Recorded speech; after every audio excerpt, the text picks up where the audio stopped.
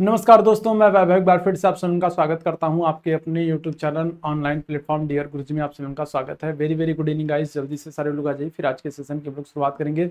कुछ बहुत ही महत्वपूर्ण प्रश्नों को करने वाले हैं जहां से आपके एग्जाम में निश्चित रूप से प्रश्न बनते हैं। तो बहुत ही इंपॉर्टेंट सेशन होने वाला है। जितने भी मेरे भाई बहन जुड़ते चल रहे हैं सभी लोग सेशन को एक बार लाइक और शेयर कर दीजिएगा ताकि बाकी लोगों तक ये सेशन पहुंच सके। चलिए पहले प्रश्न की बात करेंगे। जवाहरलाल नेहरू के अधीन भारत की अंतरिम सरकार का गठन कब किया गया? चलिए फटाफट पहले प्रश्न का सभी लोग आंसर करेंगे। देखिए अंतरिम का मतलब क्या होता है? अंतरिम का मतलब होता है अस्थायी। ठीक है, अंतरिम का मतलब क्या होता है? अंतरिम का मतलब होता है अस्थायी। ठीक है, जब तक कि भारत का संविधान बन नहीं जाता है तब तक के लिए क्या कर लें? तब तक के लिए अस्थायी तौर पर एक सरकार का गठन कर लिया जाए जो देश को क्या करेगा? जो देश को चलाने का काम करेगा। तो इस अस्थायी सरकार को, इस अंतरिम सरकार को जवाहरलाल नेहरू के नेतृत्व में गठित किया गया था। और कब किया गया है ये आप लोगों को बताना है। तो 2 सितंबर 1947, 20 सितंबर 1946, 2 सितंबर 1946 या फिर 2 सितंबर 1945। क्या करेक्ट आंसर हो जाएगा? चलिए जल्दी से सारे लोग आंसर करेंगे भाई। ठीक है, चलिए जल्दी से सारे लोग आंसर करेंगे। क्या करेक्ट आंसर हो जाएगा? तो जवाहरलाल नेहरू के अधीन भारत की अंतरिम सरकार जो अस्थायी सरकार थी इसका गठन किया जाएगा कब? तो ऑप्शन संख्या सी बिल्कुल करेक्ट हो जाएगा, 2 सितंबर 1946। ठीक है, यहां पर अंतरिम सरकार का गठन किया जाएगा। अच्छा, अगर आपसे पूछ ले 1946 में, अब यहां पर थोड़ा सा और चीजें ध्यान रखो। 1946 में अगर आपसे पूछा जाए कि 1946 में उपाध्यक्ष कौन थे? ठीक है, 1946 में उपाध्यक्ष कौन थे और साथ ही साथ विदेश मंत्री कौन थे? उपाध्यक्ष और विदेश मंत्री किसको बनाया गया 1946 में? तो ये बनाया गया जवाहरलाल नेहरू को। ठीक है, 1946 में जो सरकार गठित होती है इस सरकार में उपाध्यक्ष और विदेश मंत्री किसको बनाते हैं? जवाहरलाल नेहरू को बनाते हैं। अगर हम लोग बात करेंगे गृह मंत्री और सूचना एवं प्रसारण मंत्री किसको बनाते हैं? गृह मंत्री और सूचना एवं प्रसारण मंत्री कौन थे? तो गृह मंत्री और सूचना एवं प्रसारण मंत्री ये दोनों मंत्री थे कौन? सरदार पटेल थे। ठीक है, सरदार पटेल थे। 1946 की बात हो रही है, याद रखिएगा। ठीक है, इसके बाद अगर हम लोग बात करेंगे रक्षा मंत्री, 1946 में रक्षा मंत्री किसको बनाया गया? तो रक्षा मंत्री बलदेव सिंह को बनाया गया। ठीक है, किसको? रक्षा मंत्री बलदेव सिंह को बनाया गया। अगर बात करें रेल मंत्री की बात करेंगे तो रेल मंत्री किसको बनाया गया? आसफ अली को बनाया गया। ठीक है, किसको? आसफ अली को, रेल मंत्री आसफ अली को बनाया गया। इसके अलावा अगर हम लोग बात करेंगे किसकी? वित्त मंत्री की, वित्त मंत्री अगर हम लोग बात करेंगे तो वित्त मंत्री बनाया गया किसको? लियाकत अली को। ठीक है, किसको? तो वित्त मंत्री बनाया गया लियाकत अली को, वित्त मंत्री आसफ अली को, रेल मंत्री, रक्षा मंत्री बलदेव सिंह, गृह मंत्री और सूचना एवं प्रसारण मंत्री कौन होंगे? सरदार पटेल। उपाध्यक्ष और विदेश मंत्री की बात करेंगे क्या हो जाएगा? जवाहरलाल नेहरू हो जाएंगे। इसके अलावा अगर हम लोग बात करें शिक्षा मंत्री, 1946 में शिक्षा मंत्री किसको बनाया गया है? तो शिक्षा मंत्री बनाया जाएगा चक्रवर्ती राजगोपालाचारी को। ठीक है, किसको बनाया जाएगा? तो चक्रवर्ती राजगोपालाचारी को शिक्षा मंत्री बनाया जाएगा। अगर बात करें 1946 में विधि मंत्री किसको बनाया गया? विधि मंत्री, तो विधि मंत्री बनाया गया है जोगेंद्र नाथ मंडल को। ठीक है, किसको? तो जोगेंद्र नाथ मंडल को विधि मंत्री बनाया गया। अगर आपसे पूछा जाए 1946 में स्वास्थ्य मंत्री किसको बनाया गया? स्वास्थ्य मंत्री अगर बात करें तो स्वास्थ्य मंत्री बनाया गया है गजानफर अली खां को। गजानफर अली खां को स्वास्थ्य मंत्री बनाया गया। अगर आपसे पूछा जाए खाद्य एवं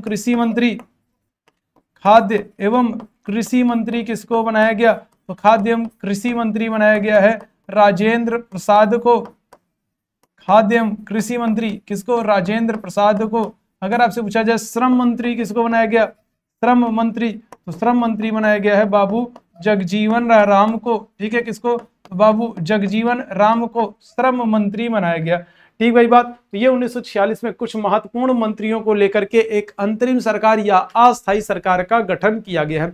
कब किया गया? तो 2 सितंबर 1946 को इस सरकार का गठन किया गया है। ठीक भाई बात। तो पहले प्रश्न का ऑप्शन संख्या सी यहाँ पर बिल्कुल करेक्ट हो जाएगा। जितने भी मेरे भाई बहन जुड़ते चल रहे हैं सभी लोग अपने अपने स्तर पर सेशन को एक बार लाइक और शेयर जरूर कर दीजिएगा। चलिए आगे बढ़ेंगे दूसरे प्रश्न की तरफ। दूसरे प्रश्न का आंसर करेंगे 1946 में। बताइएगा 1946 में अंतरिम सरकार में गृह मंत्री, सूचना एवं प्रसारण मंत्री कौन थे? अभी इस प्रश्न का आंसर दिया हूं और कोई भी मेरे भाई बहन गलत आंसर नहीं करेंगे। चलिए बताइएगा। तो भी अभी तुरंत का तुरंत इस प्रश्न का मैंने आंसर किया है और कोई भी मेरे भाई बहन एकदम गलत आंसर नहीं करेंगे। 1946 के मंत्रिमंडल की अभी मैंने चर्चा की है और जो महत्वपूर्ण मंत्री या महत्वपूर्ण जो पद थे उन सब को मैंने आप लोगों को बताया है। चलिए बताइएगा तो क्या करेक्ट आंसर हो जाएगा। दूसरे प्रश्न की बात करेंगे। 1946 में अंतरिम जो सरकार गठित की गई है इसमें गृह मंत्री और सूचना एवं प्रसारण मंत्री कौन हो जाएंगे भाई? तो सूचना एवं प्रसारण मंत्री, गृह मंत्री और सूचना एवं प्रसारण मंत्री सरदार वल्लभ भाई पटेल हैं। ठीक है, क्या हो जाएंगे? सरदार वल्लभ भाई पटेल। अगर इनकी बात करते हैं तो इनको लौह पुरुष कहा जाता है। क्या करते हैं? तो इनको लौह पुरुष कहा जाता है। इसके अलावा अगर हम लोग बात करेंगे तो इनको भारत का बिस्मार्क कहा जाता है। भारत का बिस्मार्क कहा जाता है। 1928 बारदोली सत्याग्रह में, 1928 बारदोली सत्याग्रह में जो बारदोली गुजरात की महिलाएं थी उन्होंने इनको क्या किया है? इनको सरदार की उपाधि दी है। सरदार की उपाधि वल्लभ भाई पटेल को सरदार की उपाधि बारदोली सत्याग्रह 1928 में मिलेगी। इसके अलावा ध्यान रखिएगा इनका जन्म दिवस 31 अक्टूबर को राष्ट्रीय एकता दिवस के रूप में मनाते हैं। राष्ट्रीय एकता दिवस के रूप में सरदार पटेल के जन्म दिवस को 31 अक्टूबर को मनाते हैं। और इनके सम्मान में गुजरात में स्टैचू ऑफ यूनिटी का निर्माण किया गया है। स्टैचू ऑफ यूनिटी का निर्माण किया गया है ना? स्टैचू ऑफ यूनिटी का निर्माण किया गया है जिसकी ऊंचाई कितनी है? 182 मीटर है। और इसके वास्तुकार कौन है? इसके वास्तुकार हैं राम सुतार हो जाएंगे। ध्यान रखिएगा क्या हो जाएगा। तो अगर हम लोग बात करेंगे 31 अक्टूबर राष्ट्रीय एकता दिवस के रूप में मनाया जाता है। ठीक है, और अगर हम लोग बात करेंगे इन्हीं के सम्मान में गुजरात में स्टैचू ऑफ यूनिटी, एकता की मूर्ति का निर्माण किया गया है जिसकी ऊंचाई क्या हो जाएगा? 182 मीटर हो जाएगा, जो कि भारत की सबसे ऊंची मूर्ति है, जो भारत की सबसे ऊंची स्टैचू है। और इसके वास्तुकार कौन है? तो राम सुतार है। ठीक भाई बात। तो वल्लभ भाई पटेल याद रखिएगा। ऑप्शन संख्या क्या हो जाएगा? बी यहाँ पर बिल्कुल एकदम करेक्ट हो जाएगा। चलिए आगे बढ़ेंगे तीसरे प्रश्न की तरफ। तीसरे प्रश्न का सभी लोग आंसर करेंगे। भारत की अंतरिम सरकार में 1946 में वित्त मंत्री का पद किसको दिया गया है? चलिए जल्दी से बताइएगा। तो भारत की अंतरिम सरकार में 1946 में वित्त मंत्री का कार्यभार निम्नलिखित में से किसने संभाला है? जोगेंद्र नाथ मंडल, लियाकत अली, जगजीवन राम या फिर जॉन मथाई? क्या करेक्ट आंसर हो जाएगा भाई बताओ? 1946 में वित्त मंत्री। इसीलिए पहले ही क्वेश्चन में मैंने आप लोगों को सारे मंत्री एकदम बढ़िया से बता दिए। अब देखना यह है कि कितने लोग ध्यान से देख रहे थे। अगर ध्यान से जो लोग देख रहे थे, सुन रहे थे, तो वो सब आगे के सभी प्रश्नों का सही आंसर कर पाएंगे। और जो लोग सिर्फ हवाई में थे तो फिर अब वो सोच रहे होंगे कि पहला प्रश्न क्यों नहीं देखा। पहला प्रश्न देखा होता तो सारे प्रश्नों का सही आंसर कर पाते। 1946 में अगर हम लोग बात करेंगे तो वित्त मंत्री किसको बनाया गया? ये बनाया गया लियाकत अली को। ठीक है, किसको? 1946 में वित्त मंत्री जो है ये लियाकत अली को बनाया गया। अगर आपसे पूछ ले 1947 में वित्त मंत्री किसको बनाया गया? तो ये हो जाएंगे आर.के. षणमुखम शेट्टी। ठीक है, कौन हो जाएंगे? आर.के. षणमुखम शेट्टी को, ध्यान रखिएगा, आर.के. षणमुखम शेट्टी को 1947 में वित्त मंत्री बनाया गया। ठीक है, ऑप्शन संख्या क्या हो जाएगा? बी यहाँ पर बिल्कुल करेक्ट हो जाएगा। अगर आपसे पूछा जाए पहला वित्त आयोग का गठन कब हुआ? तो पहले वित्त आयोग का जो गठन है ये 1950 में हुआ। ठीक भाई बात। और इसके अध्यक्ष कौन बनाए गए? अगर हम लोग बात करेंगे पहले वित्त आयोग के अध्यक्ष कौन बनाए गए? तो अध्यक्ष बनाए गए के.सी. नियोगी। ठीक है, कौन बनाए गए? पहले वित्त आयोग के अध्यक्ष 1950 में गठन हुआ, अध्यक्ष बनाए गए के.सी. नियोगी। और वित्त आयोग कैसा? तो संवैधानिक संस्था है। वित्त आयोग कैसी संस्था है? संवैधानिक संस्था है।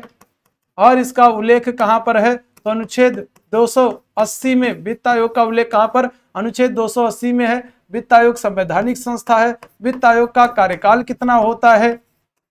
कार्यकाल कितना होगा वित्त आयोग का? तो 5 वर्ष का होगा। और वित्त आयोग का गठन कौन करता है? तो गठन कौन करेगा वित्त आयोग का? राष्ट्रपति करता है। याद रखिएगा, वित्त आयोग का गठन कौन करेगा? राष्ट्रपति करेगा। अगर अभी पूछ ले वर्तमान में कौन सा वित्त आयोग चल रहा है? वर्तमान में तो वर्तमान में भी 15वां वित्त आयोग चल रहा है। ठीक है, कौन सा 15वां वित्त आयोग चल रहा, वर्तमान में 15वां वित्त आयोग चल रहा। और इसके अध्यक्ष कौन है, इसके अध्यक्ष हैं एन.के. सिंह। कौन हो जाएंगे, वर्तमान में 15वां वित्त आयोग चल रहा और 15वें वित्त आयोग के अध्यक्ष कौन हो जाएंगे, एन.के. सिंह हो जाएंगे। आगे बढ़ेंगे अगले प्रश्न की तरफ। 1947 में स्वतंत्र भारत का पहला कानून मंत्री कौन थे? चलिए बताइएगा, स्वतंत्र भारत के पहले कानून मंत्री आपसे पूछा जा रहा है। चलिए बताइएगा, तो लाल बहादुर शास्त्री, बी.आर. अम्बेडकर, सरदार पटेल या फिर लोकमान्य तिलक?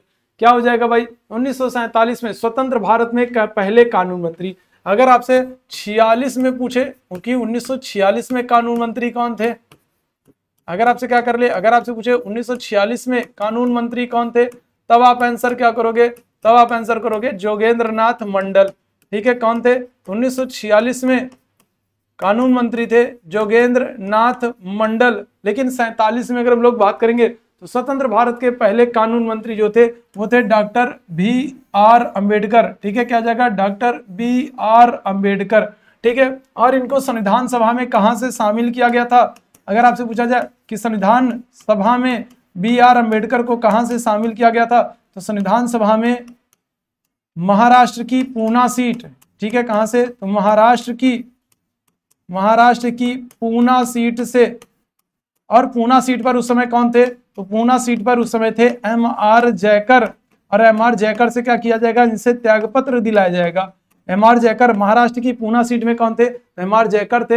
एम.आर. जयकर से त्यागपत्र दिलाया जाएगा, वहां पर सीट खाली होगी, फिर वहां से चुनाव लड़ करके जीत करके फिर भीमराव अम्बेडकर संविधान सभा में शामिल होते हैं। महाराष्ट्र की पूना सीट से क्या होगा, तो संविधान सभा में शामिल होंगे। तो 1947 में स्वतंत्र भारत के जो पहले कानून मंत्री थे, विधि मंत्री थे, वो थे बी.आर. अम्बेडकर। लाल बहादुर शास्त्री की बात करेंगे तो इनको मैन ऑफ पीस के नाम से जाना जाता है। लाल बहादुर शास्त्री को मैन ऑफ पीस के नाम से जाना जाता है भाई।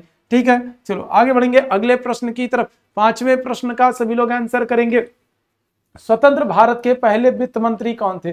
चलो ध्यान से सेशन को देखते चलो भाई, ध्यान से देखते चलोगे तभी आगे आंसर कर पाओगे, है ना, क्योंकि सारे प्रश्नों का आंसर बताता चल रहा हूं, सारे प्रश्नों को कराता चल रहा हूं, तो ध्यान से अगर सुनोगे तभी आंसर कर पाओगे भाई। और यहाँ से प्रश्न आपके एग्जाम में बनते हैं, है ना, तो अगर यहाँ से मान लो प्रश्न आपके एग्जाम में बन जा रहा है, तो फिर एग्जामिनेशन में अगर इस तरीके के प्रश्न आपसे एग्जाम में बन जा रहे हैं, आपसे पूछ लिया रहे हैं, तब फिर उस समय आपको लगेगा कि काश थोड़ा सा ध्यान दे दिए होते हैं, ये प्रश्न तो पढ़ाया हुआ गया था, है ना, ये तो पढ़ाया गया था। चलिए बताइएगा क्या हो जाएगा, स्वतंत्र भारत के पहले वित्त मंत्री। 47 की बात हो रही है, 46 में अगर हम लोग बात करें तो 46 में वित्त मंत्री कौन थे, तो 46 में वित्त मंत्री थे लियाकत अली।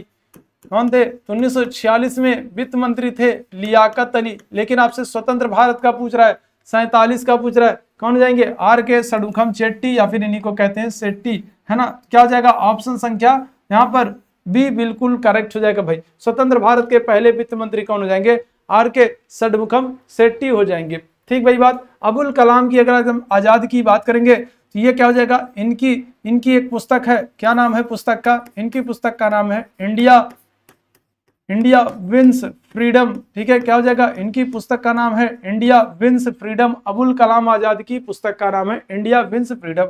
बी.आर. अम्बेडकर की अगर हम लोग बात करेंगे तो इनकी भी एक रचना है, क्या, मूक नायक। ठीक है, क्या हो जाएगा, मूक नायक और बहिष्कृत भारत। ठीक है, क्या हो जाएगा, और बहिष्कृत भारत अगर आपसे पूछा जाए, बहिष्कृत भारत और मूक नायक, तो इससे कौन संबंधित है, तो इन दोनों से संबंधित है डॉक्टर बी.आर. अम्बेडकर। राजेंद्र प्रसाद की अगर हम लोग बात कर लें तो इनकी पुस्तक का नाम क्या है, इंडिया डिवाइडेड। क्या हो जाएगा, इंडिया डिवाइडेड, ये राजेंद्र प्रसाद की पुस्तक का नाम हो जाएगा, इंडिया डिवाइडेड। ठीक है, चलो आगे बढ़ेंगे अगले प्रश्न की तरफ। 6वें प्रश्न का सभी लोग आंसर करेंगे। निम्नलिखित शख्सियतों में से किसे संविधान के दस्तावेज का मसौदा तैयार करने वाली संविधान सभा के कानूनी सलाहकार के रूप में नियुक्त किया गया? संविधान सभा के कानूनी सलाहकार के रूप में भाई, चलिए बताइएगा क्या करेक्ट आंसर होगा, चलिए जल्दी से बताइएगा। तो देखो अगर हम लोग बात करते हैं संविधान सभा की, तो संविधान जो सभा है इसके पहले अध्यक्ष पूछे या अस्थायी अध्यक्ष पूछे, अस्थाई अध्यक्ष पूछे तो आप आंसर क्या करोगे? सच्चिदानंद सिन्हा। सच्चिदानंद सिन्हा पहले अध्यक्ष या पहले अस्थाई अध्यक्ष। अगर उपाध्यक्ष की बात कर ले, उपाध्यक्ष कौन होंगे? उपाध्यक्ष होंगे एच.सी. मुखर्जी, और कौन होंगे? और टी कृष्णामाचारी, और कौन होंगे? और टी कृष्णामाचारी। ये दोनों लोग क्या हैं? ये दोनों लोग संविधान सभा के उपाध्यक्ष हैं। अगर संवैधानिक सलाहकार पूछ ले, जो कि इस प्रश्न में पूछा गया है, संवैधानिक सलाहकार अगर आपसे पूछ ले, तो संवैधानिक सलाहकार कौन हो जाएंगे? ये हो जाएंगे आपके, कहाँ गए भाई? बी.एन. राव हो जाएंगे। ऑप्शन संख्या डी बिल्कुल करेक्ट हो जाएगा, बी.एन. राव। ये संविधान सभा के संवैधानिक सलाहकार हैं और इन्होंने क्या किया है? और इन्होंने 164 देशों के संविधान का अध्ययन किया। कितने देशों के? तो 164 देशों के, 164 देशों के संविधान का अध्ययन किया है। सबसे अधिक पढ़े लिखे व्यक्ति, है ना। अगर हम लोग बात करें संविधान सभा में सबसे अधिक पढ़े लिखे व्यक्ति 164 देशों के संविधान का अध्ययन करते हैं, बी.एन. राव। और इनको क्या किया जाएगा? इनको संविधान सभा का संवैधानिक सलाहकार बनाया जाएगा। ठीक भाई बात। ऑप्शन संख्या क्या हो जाएगा? डी यहाँ पर बिल्कुल करेक्ट हो जाएगा। चलो आगे बढ़ेंगे, 7वें प्रश्न का आंसर करेंगे। संविधान के दस्तावेज का मसौदा तैयार करने वाली संविधान सभा का मुख्य प्रारूपकार किसको बनाया गया? चलिए बताइएगा। तो संविधान सभा का मुख्य प्रारूपकार किसको बनाया गया? चलो फटाफट सभी लोग आंसर करो भाई। चलिए फटाफट सभी लोग आंसर करना।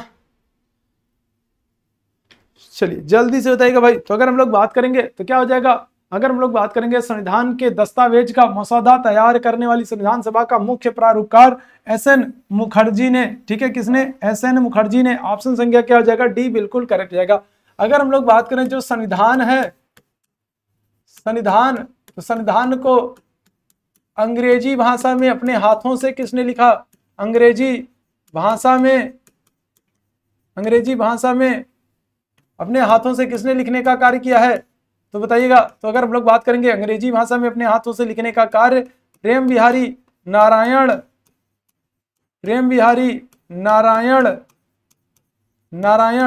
रायजादा ने किया है। ठीक है, अगर आपसे पूछा जाए संविधान को अंग्रेजी भाषा में लिखने का कार्य किसने किया, तो प्रेम बिहारी नारायण रायजादा ने किया। ठीक है, अगर आपसे पूछा जाए संविधान को हिंदी में किसने लिखा, संविधान को हिंदी में किसने लिखा, तो आप आंसर क्या करोगे? बसंत कृष्ण वैद्य। संविधान को हिंदी में किसने लिखा? बसंत कृष्ण वैद्य ने। और संविधान को या फिर कहें क्या, या फिर कहें प्रस्तावना के मुख्य पृष्ठ को सुसज्जित करने का कार्य, सुंदर बनाने का कार्य किसने किया? संविधान के मुख्य पृष्ठ या प्रस्तावना को सुसज्जित करने का कार्य किसने किया? तो व्योहर क्या हो जाएगा भाई? तो ये हो जाएगा व्योहर राम मनोहर सिन्हा। और याद रखिएगा एक लोग और हैं, कौन? नंद लाल बोस। ठीक है, कौन जाएंगे? तो नंद लाल बोस। ठीक है, अगर आपसे पूछा जाए संविधान की या प्रस्तावना के मुख्य पृष्ठ को सुसज्जित करने, सुंदर बनाने का, चित्रित करने का कार्य किसने किया है? तो व्योहर राम मनोहर सिन्हा। और नंदलाल बोस ने। हिंदी में किसने लिखा है? बसंत कृष्ण वैद्य ने। अंग्रेजी में किसने लिखा है? प्रेम बिहारी नारायण रायजादा ने।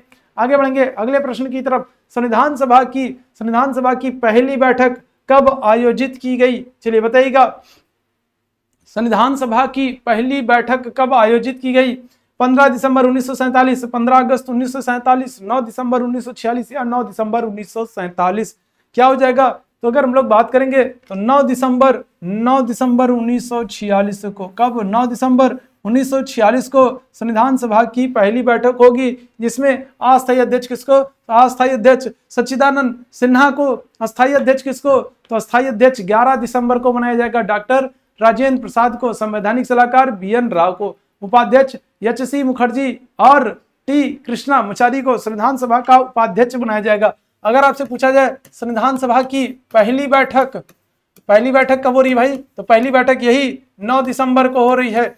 9 दिसंबर 1946 को संविधान सभा की क्या होगी, पहली बैठक होती है ना भाई। 9 दिसंबर 1946 को अगर हम लोग बात करेंगे तो संविधान सभा की क्या होती है, संविधान सभा की पहली बैठक होती है। और पहली बैठक में कुल कितनी महिलाएं शामिल होती हैं, तो याद रखिएगा 9 महिलाएं शामिल होंगी। संविधान सभा की पहली बैठक में कितनी महिला, तो 9 महिला शामिल होती हैं, ठीक है, कितनी, तो 9 महिलाएं शामिल होंगी संविधान सभा की पहली बैठक में, ठीक भाई बात। चलो आगे बढ़ेंगे अगले प्रश्न की तरफ।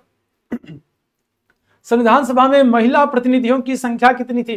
देखो पहली बैठक में क्या हो रहा है, पहली बैठक में 9 महिला शामिल हो रही हैं। पहली बैठक में संविधान सभा की जो पहली बैठक है, पहली बैठक में 9 महिला शामिल होती हैं। संविधान सभा की पहली बैठक में अगर हम लोग बात करेंगे तो कितनी महिलाएं, तो 9 महिलाएं शामिल होती हैं। अगर आपसे पूछा जाए कि कितनी महिलाओं ने हस्ताक्षर किया, कितनी महिला ने हस्ताक्षर किया संविधान पर, कितनी महिलाओं ने हस्ताक्षर किया, तब आंसर क्या करोगे, तो 8 महिलाओं ने। कितनी महिलाओं ने संविधान पर अगर हम लोग बात करेंगे तो पहली बैठक में 9 महिलाएं हिस्सा लेती हैं। कितने ने हस्ताक्षर किया, तो 8 महिलाओं ने हस्ताक्षर किया। और कुल महिलाओं की संख्या कितनी थी, तो कुल महिलाओं की संख्या थी 15, ठीक है, क्या आ जाएगा 15। अगर आपसे पूछा जाए एकमात्र मुस्लिम महिला, एकमात्र मुस्लिम महिला अगर हम लोग बात करेंगे संविधान सभा में, एकमात्र मुस्लिम महिला क्या हो जाएगा, बेगम एजाज रसूल, क्या होगा, बेगम एजाज रसूल।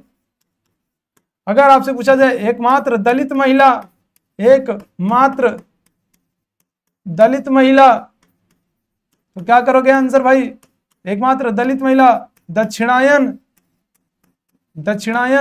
वेलायुधन, क्या होगा, दक्षिणायन वेलायुधन, एकमात्र दलित महिला, ठीक भाई बात। चलो आगे बढ़ेंगे अगले प्रश्न की तरफ। 10वें प्रश्न का आंसर करेंगे, निम्नलिखित में से संविधान सभा की प्रारूप समिति का सदस्य नहीं था। तो प्रारूप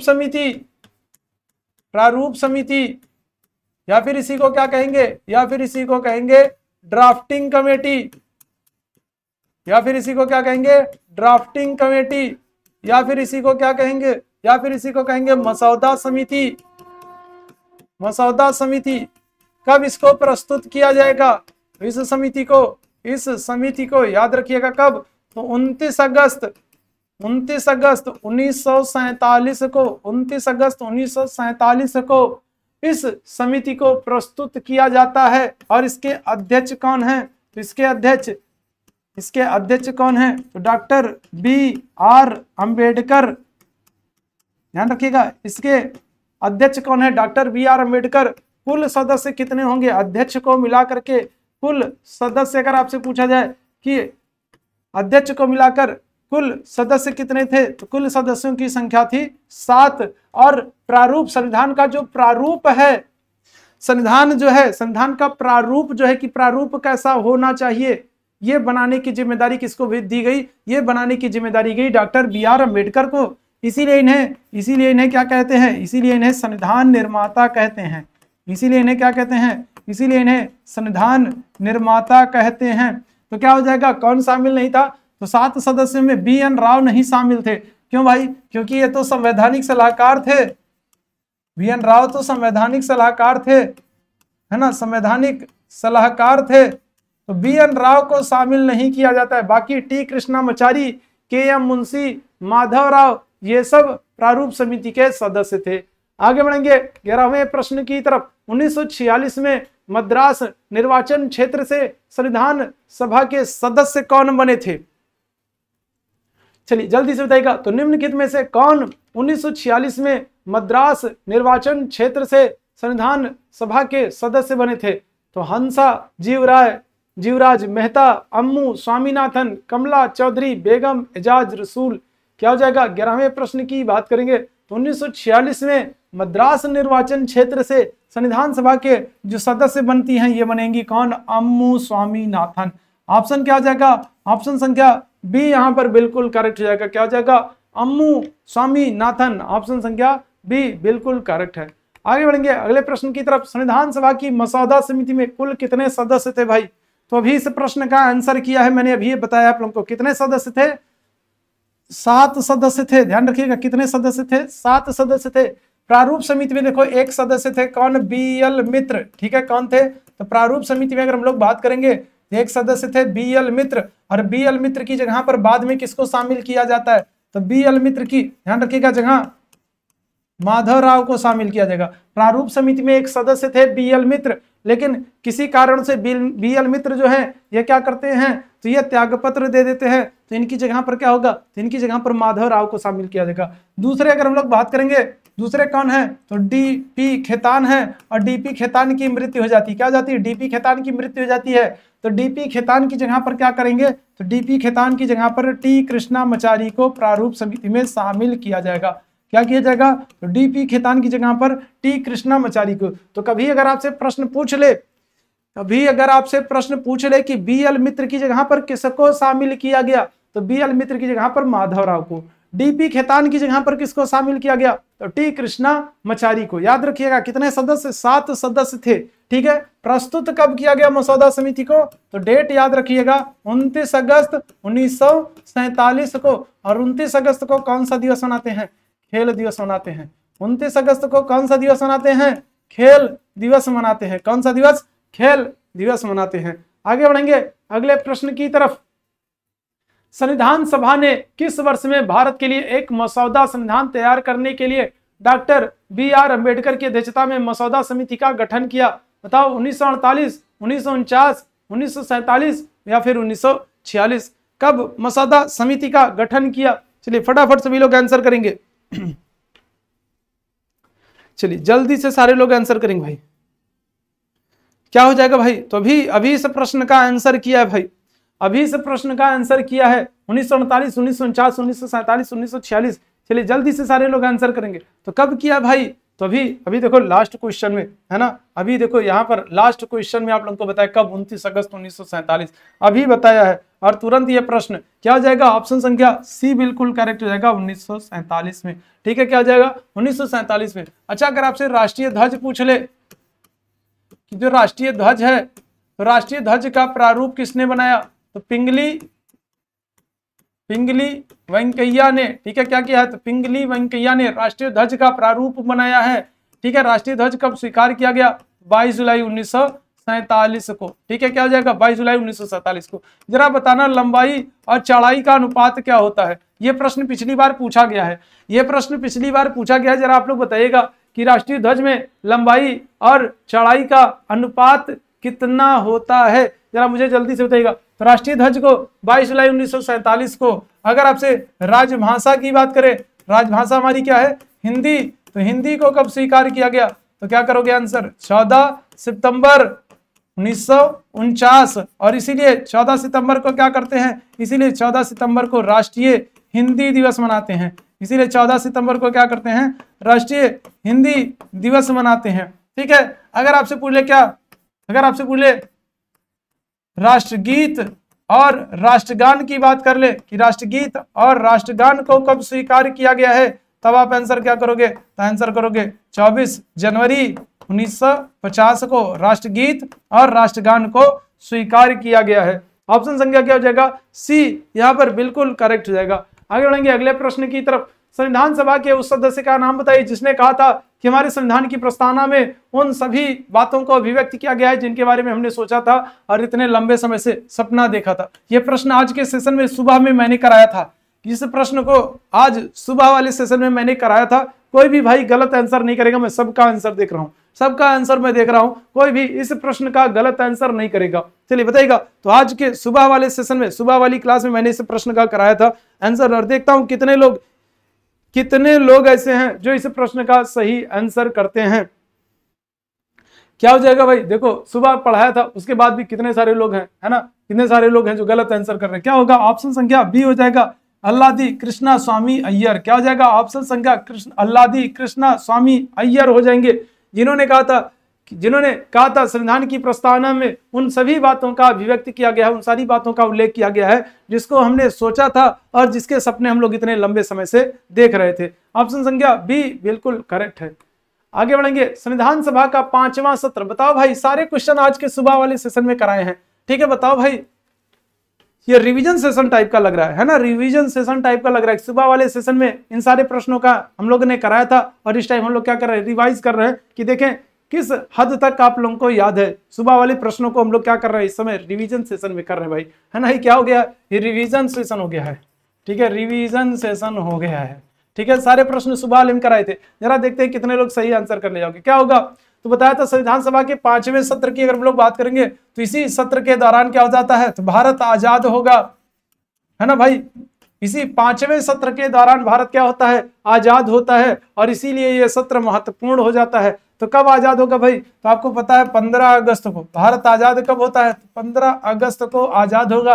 और 15 अगस्त कहां पर, तो ये 14 अगस्त से लेकर के 30 अगस्त 1947, इसी दौरान भारत आजाद होता है। और कौन सा सत्र चल रहा था, तो 5वां सत्र चल रहा था। ऑप्शन संख्या क्या हो जाएगा, सी, यहां पर बिल्कुल करेक्ट हो जाएगा। कुल कितने अधिवेशन होते हैं, कुल अधिवेशन अगर हम लोग बात करेंगे तो कुल अधिवेशन होंगे 12। अगर वाचन की बात करेंगे तो वाचन कितने होंगे, तो वाचन होंगे 3। अधिवेशन कितने, 12, वाचन कितने, 3। चलो आगे बढ़ेंगे अगले प्रश्न की तरफ। भारत की संविधान सभा में ऐतिहासिक उद्देश्य प्रस्ताव को किसके द्वारा प्रस्तुत किया गया, बताओ भाई, गलत मत करना, बताइएगा क्या हो जाएगा।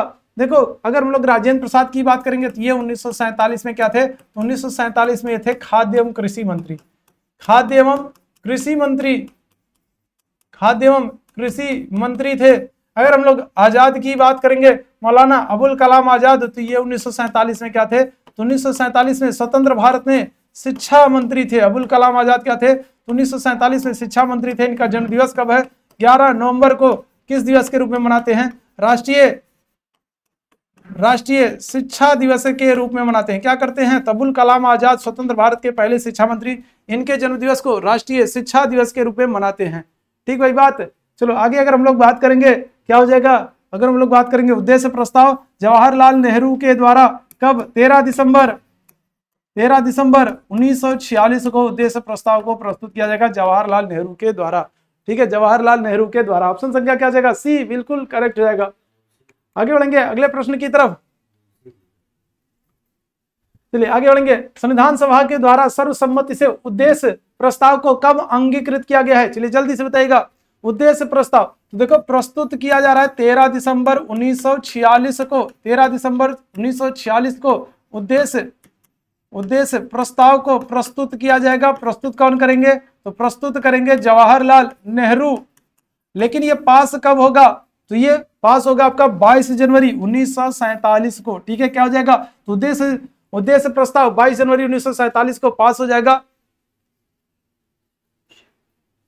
ठीक है, उद्देश्य प्रस्ताव को क्या हो जाएगा, तो उद्देश्य प्रस्ताव की अगर हम लोग बात करेंगे तो उद्देश्य प्रस्ताव को 22 जनवरी 1947 को पास हो जाएगा। और फिर उद्देश्य प्रस्ताव को, ये जो उद्देशिका है, इसको ले आकर के संविधान की प्रस्तावना में शामिल कर देते हैं। ठीक है, कहां पर, प्रस्तावना में शामिल कर देंगे। इसीलिए कई बार आपको क्या होगा, प्रस्तावना की जगह पर आपको उद्देशिका भी देखने को मिलेगा। ठीक है, क्या होगा, तो प्रस्तावना की जगह पर आपको उद्देशिका भी देखने को मिलेगा। तो कभी भी अगर आपसे प्रस्तावना या फिर उद्देशिका पूछा जाए तो एक ही बात है, याद रखिएगा, कंफ्यूज ना होइएगा। प्रस्तावना या उद्देशिका एक ही बात है। चलो आगे बढ़ेंगे अगले प्रश्न की तरफ। संविधान सभा ने भारतीय संविधान को कब स्वीकार किया था, चलिए जल्दी से बताइएगा। तो अगर हम लोग बात करेंगे संविधान सभा को किसने स्वीकार किया था, देखो सारे क्वेश्चन कराए हुए हैं। अगर अब भी है ना, सुबह भी कराया गया था, इससे पहले भी इतने सारे क्वेश्चंस कितनी बार करा चुके हैं, इस बार फिर करा रहे हैं। और अब भी अगर आप गलत आंसर कर रहे हो तो फिर भैया इसका मतलब क्या है कि आपके लिए खतरे की घंटी बज चुकी है। अगर अभी भी इन सारे प्रश्नों का आप गलत आंसर कर रहे हो, मतलब क्या है, मतलब खतरे की घंटी बज चुकी है। क्या हो जाएगा, तो 26 नवंबर 1949 को, ऑप्शन संख्या क्या हो जाएगा, ए, बिल्कुल करेक्ट हो जाएगा। 26 नवंबर 1949 को संविधान को क्या किया गया है, 26 नवंबर 1949 को संविधान को अंगीकृत किया गया, अधिनियमित किया गया, और क्या किया गया, और आत्मसमर्पित किया गया भाई, है ना। अंगीकृत, अधिनियमित और आत्मसमर्पित किया गया कब, 26 नवंबर को। इसीलिए 26 नवंबर को क्या करते हैं, संविधान दिवस मनाते हैं। इसीलिए 26 नवंबर को क्या करते हैं, संविधान दिवस मनाते हैं। कब से मना रहे हैं, 2015 से। 2015 से हर साल 26 नवंबर को हम लोग संविधान दिवस मना रहे हैं। 26 नवंबर को और क्या मनाते हैं भाई, कई सारी चीजें आप लोग को मैंने बताई है। पर्यावरण संरक्षण दिवस, पर्यावरण संरक्षण दिवस भी कब, 26 नवंबर को पर्यावरण संरक्षण दिवस। इसके अलावा अगर हम लोग बात करेंगे तो 26 नवंबर को ये क्या हो जाएगा, तो ये राष्ट्रीय दुग्ध दिवस है। क्या हो जाएगा, राष्ट्रीय दुग्ध दिवस। राष्ट्रीय दुग्ध दिवस जो है ये भी कब मनाते हैं, 26 नवंबर को। और लागू करने की बात करेंगे तो लागू कब होगा, संविधान हमारा लागू कब होगा, तो 26 जनवरी 1950 को क्या हो जाएगा, 1950 से संविधान को लागू कर दिया जाएगा। और इसी दिन से भारत क्या होगा, एक गणतंत्रात्मक देश बनेगा। क्या हो जाएगा, भारत एक गणतंत्रात्मक देश बनेगा। कब से, 26 जनवरी 1950 से, जब संविधान लागू हो जाएगा। ठीक है, चलो आगे बढ़ेंगे अगले प्रश्न की तरफ। 19वें प्रश्न का आंसर करेंगे, भारत को बनने में कुल कितना समय लगा। भारत को बनने में कुल कितना समय लगा भाई, क्या होगा, तो अगर हम लोग बात करें तो देखो 12 अधिवेशन हो रहा है, 12 अधिवेशन हो रहा है, 3 वाचन हो रहा है, 3 वाचन हो रहा है, 64 लाख रुपया खर्चा हो रहा है। कितने रुपए, 64 लाख रुपया खर्चा हो रहा है। इसके अलावा 165 दिन की कुल बैठक हो रही है, 165 दिन की कुल बैठक हो रही है। 284 लोग क्या करेंगे, 284 लोग हस्ताक्षर करेंगे संविधान पर, तब जाकर के संविधान पूरी तरीके से क्या हो जाएगा, पूरी तरीके से बन जाएगा, स्वीकार हो जाएगा भाई, है ना। कितने लोग, 284 लोग हस्ताक्षर करेंगे। और इनमें महिला कितनी होंगी, तो महिला हस्ताक्षर करने वाली कितनी है, 8 हैं। 8 महिला हस्ताक्षर करेंगी 284 लोगों में। 165 दिन की बैठक, 64 लाख रुपया खर्चा होगा, 3 वाचन होगा, 12 अधिवेशन होगा। और ये सब करने में समय कितना लगेगा, तो 2 वर्ष 11 माह 18 दिन का समय लगेगा। कितना, 2 वर्ष 11 माह 18 दिन का समय लगेगा। ऑप्शन संख्या क्या हो जाएगा, ए यहाँ पर बिल्कुल करेक्ट हो जाएगा। चलो आगे बढ़ेंगे अगले प्रश्न की तरफ। अगले प्रश्न का आंसर करेंगे, संविधान सभा के सदस्यों ने भारतीय संविधान पर अंतिम हस्ताक्षर कब किया है। संविधान सभा पर अंतिम हस्ताक्षर, देखो संविधान सभा की अगर हम लोग बात करें, संविधान सभा की अगर हम लोग बात करें तो जो संविधान सभा है कितने सदस्य, 389 सदस्य हैं। 389 सदस्यों में अगर हम लोग बात करेंगे क्या हो जाएगा, 292 सदस्य। 292 सदस्य कहां से, तो ब्रिटिश प्रांतों से। 4 सदस्य कहां से, कमिश्नरी क्षेत्र से, कमिश्नरी क्षेत्र से। और 93 सदस्य कहां से, देसी रियासत से। देसी रियासत से 93 सदस्य लिए गए। जो ये 93 सदस्य थे ये मनोनीत थे। मनोनीत का मतलब क्या है, ये चुनाव लड़ करके नहीं आए थे, इनको इसे मुजवानी चुन लिया गया था कि आ जाओ भैया तुम भी आ जाओ, भैया तुम भी आ जाओ, तुम भी आ जाओ। ये क्या होता है, ये मनोनीत होता है। तो 93 सदस्य मनोनीत हुए थे। जो चुनाव हुआ था वो कितने का, वो 296 सदस्यों का चुनाव हुआ था। ठीक है, कहां से किया गया था, तो प्रांतीय विधानसभाओं से किया गया था। कहां से, ये 296 सदस्य जो हैं इनका चुनाव प्रांतीय विधानसभा से किया गया था, अप्रत्यक्ष रूप से किया गया था। कहां से, प्रांतीय विधानसभा से किया गया था, अप्रत्यक्ष रूप से किया गया था। और कितनी जनसंख्या पर एक एक प्रतिनिधि का, तो 10 लाख की जनसंख्या पर एक एक प्रतिनिधि का चुनाव किया गया था। ठीक है, जो ये ब्रिटिश प्रांतों से जो ये सदस्य आए थे 292 सदस्य, इनका चुनाव प्रांतीय विधानसभाओं से किया गया था, अप्रत्यक्ष रूप से किया गया था। और 10-10 लाख की जनसंख्या पर एक एक प्रतिनिधि चुना गया था। ठीक भाई बात, तो ये 292 और ये 4 कमिश्नरी 296 सदस्यों के लिए चुनाव होगा। और इस चुनाव में 208 सीट क्या होगी, 208 सीट कांग्रेस को मिलेगी और 73 सीट किसको मिलेगी, तो 73 सीट मुस्लिम लीग को मिलेगी। क्या होगा, 296 में अगर हम लोग बात करेंगे तो 208 सीटें कांग्रेस को मिलेंगी और 73 सीट क्या होगा, मुस्लिम लीग को मिलेगी। और जब मुस्लिम लीग को इतनी कम सीट मिलेगी तो मुस्लिम लीग क्या करेगी, तो मुस्लिम लीग संविधान सभा का बहिष्कार करेगी। संविधान सभा का क्या करेगी, तो संविधान सभा का बहिष्कार करती है। संविधान सभा का क्या करती है, तो अगर हम लोग बात करेंगे तो जब मुस्लिम लीग को 73 सीट मिलती है तो मुस्लिम लीग क्या करेगी, संविधान सभा का बहिष्कार करेगी। और 16 अगस्त 1946 को प्रत्यक्ष कार्यवाही दिवस मनाती है। क्या करती है, तो प्रत्यक्ष कार्यवाही दिवस मनाती है। मुस्लिम लीग जो है, मुस्लिम लीग को जब इतनी कम सीटें मिलेंगी तो मुस्लिम लीग क्या करती है, तो मुस्लिम लीग संविधान सभा का बहिष्कार करती है और 16 अगस्त 1946 को प्रत्यक्ष कार्यवाही दिवस मनाती है। एक और डेट याद रखिएगा मुस्लिम लीग से, वो कौन सी डेट है, वो है 22 दिसंबर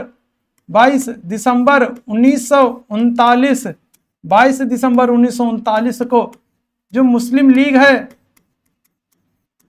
मुस्लिम लीग ने क्या किया है? तो मुस्लिम लीग ने 22 दिसंबर 1939 की बात करेंगे तो मुस्लिम लीग ने क्या किया है? तो मुस्लिम लीग ने मुक्ति दिवस मनाया था। तो ये 2 दिवस आपसे पूछा जाता है मुस्लिम लीग के संदर्भ में। मुस्लिम लीग के संदर्भ में 2 दिवस आपसे पूछे जाते हैं, ठीक है, ध्यान रखिएगा। कौन कौन से? तो एक आपसे पूछा जाता है प्रत्यक्ष कार्रवाई दिवस, और दूसरा क्या पूछा जाता है? दूसरा आपसे पूछा जाता है मुक्ति दिवस। तो मुस्लिम लीग ने मुक्ति दिवस कब मनाया? 22 दिसंबर 1939 को। आपसे पूछ रहा है संविधान सभा के सदस्यों ने को भारतीय संविधान पर अंतिम हस्ताक्षर किए, कब किए हैं अंतिम हस्ताक्षर? तो अंतिम हस्ताक्षर जो किए हैं ये किए हैं 24 जनवरी 1950 को, ठीक है, 24 जनवरी 1950 को हस्ताक्षर किए हैं। कितने लोगों ने हस्ताक्षर किए हैं? तो 284 लोगों ने हस्ताक्षर किए। कितने लोगों ने? 284 लोगों ने हस्ताक्षर किए हैं, ठीक है। कितने लोगों ने? तो 284 लोगों ने हस्ताक्षर किए हैं 24 जनवरी 1950 को। और इसी दिन से क्या होता है? इसी दिन ध्यान रखिएगा 24 जनवरी 1950 को जो राष्ट्रीय गीत है और जो राष्ट्रीय गान है इनको भी क्या किया जाएगा? इनको भी स्वीकार कर लिया जाएगा। राष्ट्रीय गीत और राष्ट्रीय गान को संविधान में क्या कर लिया जाएगा? स्वीकार कर लिया जाएगा। ऑप्शन संख्या क्या हो जाएगा भैया? बी यहाँ पर बिल्कुल करेक्ट हो जाएगा। तो ये आज का महत्वपूर्ण सेशन था। 20 संविधान के हम लोगों ने 20 महत्वपूर्ण प्रश्नों को डिस्कस किया था। कई सारे प्रश्न ऐसे थे जिनको हम लोग सुबह वाले सेशन में कर चुके थे, और सुबह वाले सेशन में करने के बाद भी कई सारे ऐसे बच्चे हैं जिन्होंने शाम वाले सेशन में फिर से उस प्रश्न को गलत किया है। तो अगर सुबह में उस क्वेश्चन को आप कर रहे हो और उसके बाद फिर शाम को उसी क्वेश्चन को करा रहा हूं और फिर गलत कर रहे हो, तो भाई जाग जाओ, है ना, जाग जाओ, ठीक है। खाली कहने से नहीं होगा, करने से होगा। करोगे तभी कुछ होगा, है ना, नहीं तो खाली मुंह से कहते रहो कि हमको बस हमने बैच खरीद लिया है, हमने पढ़ाई शुरू कर दी है, हमको सरकारी कॉलेज लेना, हमको बीएड करना, हमको नौकरी करना, हमको डीएलएड करना, हमको नौकरी करना। खाली मुंह से कहते रहो, मुंह से कहने से कुछ नहीं होगा, करना पड़ेगा भाई, है ना। तो बहुत सारे मैं देख रहा था, बहुत सारे ऐसे बच्चे हैं जो गलत आंसर कर रहे थे, ठीक है। तो आज के लिए बस इतना ही। थैंक यू सो मच आप सभी मेरे भाई बहनों को मेरे साथ जुड़ने के लिए। गुड नाइट, शुभ रात्रि।